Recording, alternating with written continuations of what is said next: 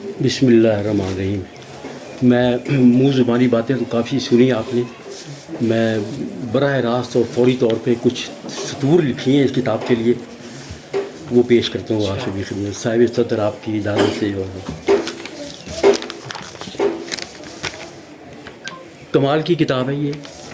میرے مضمون کا عنوان ہے اس کتاب پہ جو میں نے لکھا ہے صحافت کی سترنگی کہانی. 7 شخصیات ہیں اس میں.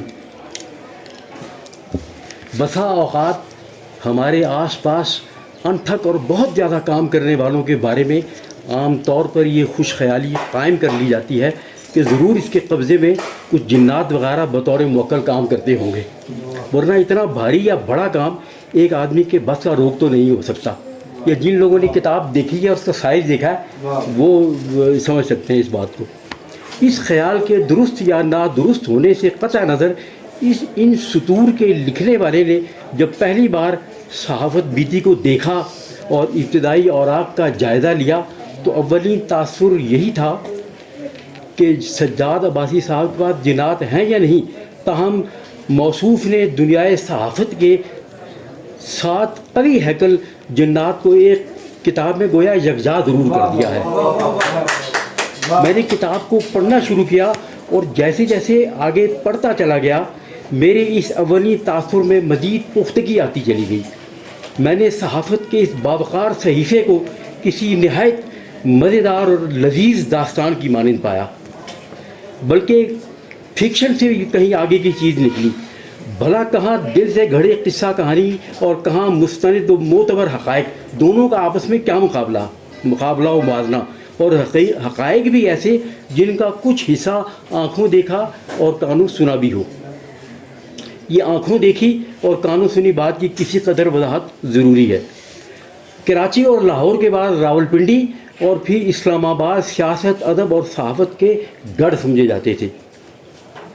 راحم الحروف کا سیاست اور صحافت سے براہ راست تعلق نہ ہونے کے باوصف ایوب خان کے زوال کے بعد تیزی سے تبدیل ہوتے حالات میں راولپنڈی اور اسلام آباد سے قربت کے باعث متاثر ہونا ایک فطری امر تھا اور کسی نہ کسی حد تک عملی اور تحریکی سیاست میں بھی گویا شریک ہونے کی ایک صورت نکل آئی تھی.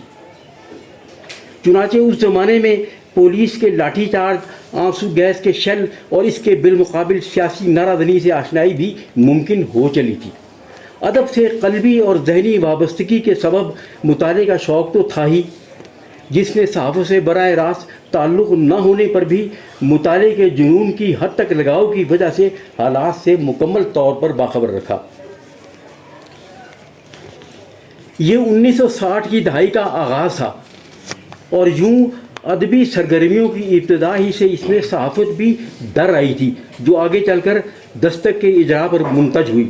دوستوں آشناؤں کے حلقے میں بھی اہل صحافت شامل رہے ہیں. سب سے بڑا نام تو صاحب صدر کا ہے. ادب اور صحافت کا یوں کہیے بہت حد تک سیاست کا بھی بڑا قریب کا رشتہ ہے.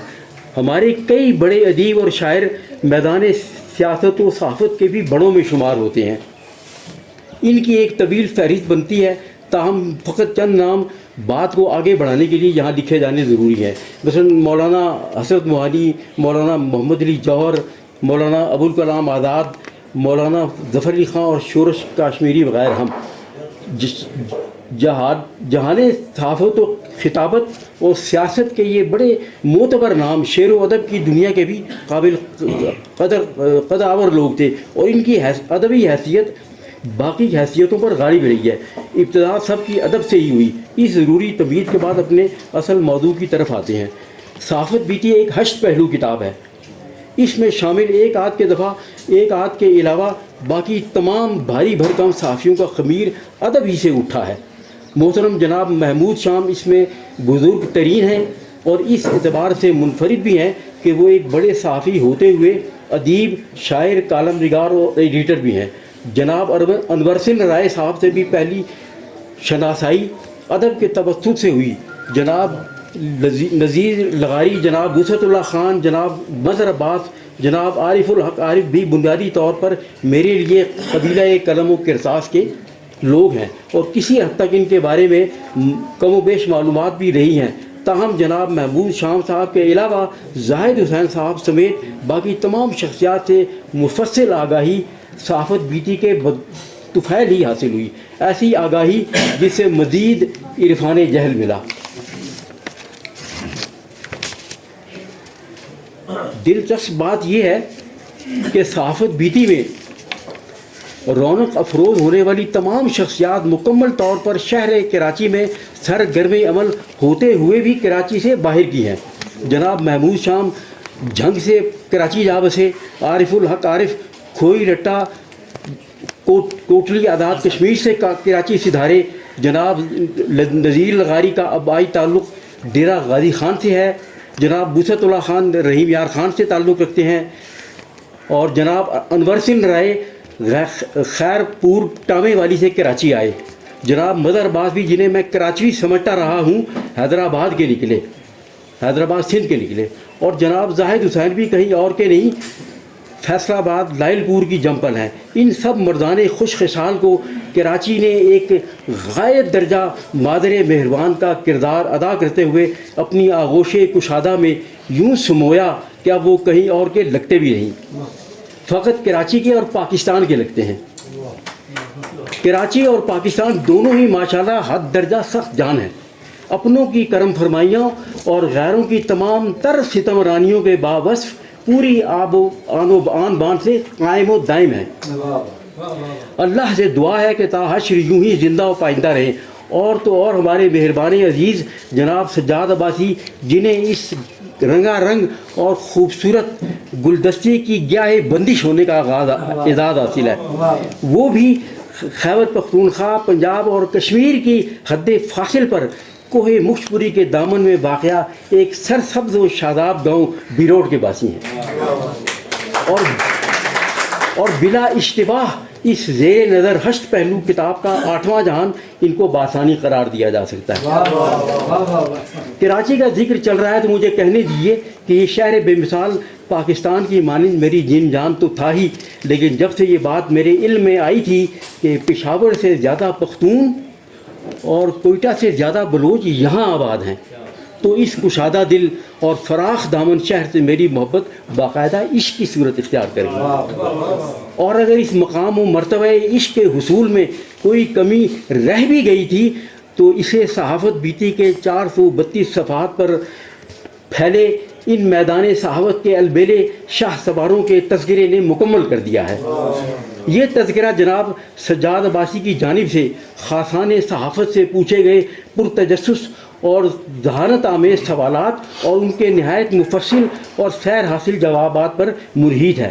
چنانچہ یہ مکالمہ جہاں ایک طرف صحافت پر بیتے 70 برس کا احوال واقعی ہے، وہیں دوسری جانب اسے پڑھ کر ایسے حقائق بھی آشکار ہوتے ہیں کہ کیسے کراچی نے ملک بھر کے اطراف و اکناف سے کھینچے چلے آئے پرعزم اور سخت کوش نوجوانوں کے لیے ایک عظیم الشان تجربہ کا کردار انجام دیا اور دیتا چلا آ رہا ہے۔